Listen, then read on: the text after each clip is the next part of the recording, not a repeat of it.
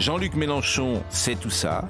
Il bénéficie d'une immunité médiatique sidérante. Jusqu'à quand? Voici une question intéressante. Salut à tous, retour dans cette vidéo sur les événements de hier lors de la manifestation du 1er mai où vous l'avez vu sans doute, Jérôme Guetsch a été pris à partie par des membres de la France insoumise. N'ayons pas peur de citer les mots, les antifas, c'est clairement l'extrême gauche française. Alors, et faut-il s'en inquiéter de cette montée de la violence? Oui, très certainement, car vous l'avez vu depuis maintenant quelque temps. La France insoumise et surtout Jean-Luc Mélenchon ne se cachent plus.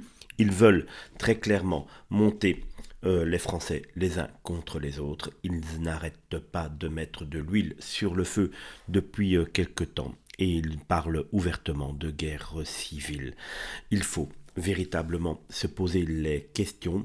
Pourquoi laisse-t-on ce parti détruire ainsi la France? Il y a des raisons à cela derrière. Tant que l'extrême gauche tape sur l'extrême droite et maintenant même sur le Parti socialiste qu'ils accusent de ne plus vouloir les suivre, mais qui voudrait suivre un parti qui veut simplement détruire la France?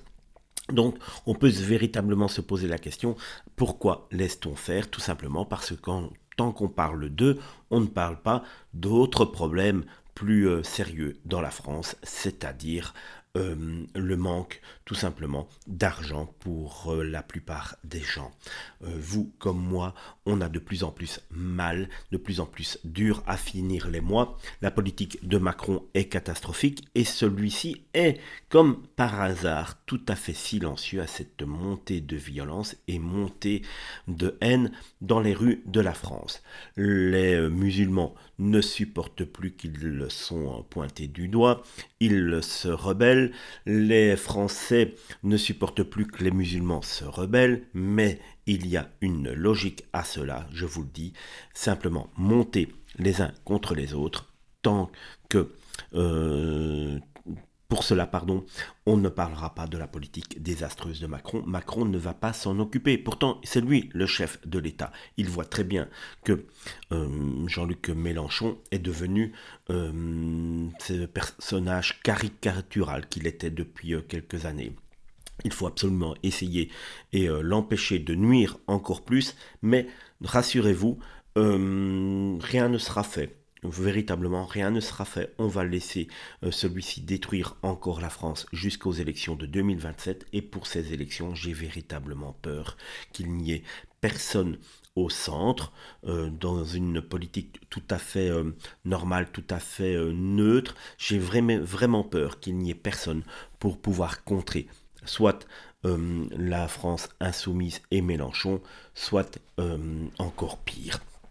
Alors, comme Pascal Praud l'a très bien dit aujourd'hui dans sa chronique sur CNews, pourquoi Jean-Luc Mélenchon a-t-il cette aura dans la presse et pourquoi la presse ne dit pas assez qu'il veut véritablement détruire la France? Nous sommes quelques-uns sur YouTube et quelques-uns sur les réseaux sociaux à avoir vu le jeu de ce Mélenchon de le dénoncer, mais la presse ne le répète. L'instrumentalisation et la récupération du meurtre d'Aboubacar Cissé et la violence entrevue hier, l'extrême gauche avance ses pions.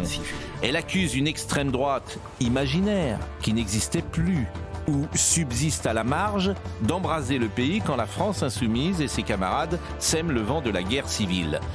L'inversion accusatoire est un classique des trotskistes que Jean-Luc Mélenchon fréquenta dans sa jeunesse. Accuser l'autre de ce qu'on fait soi-même.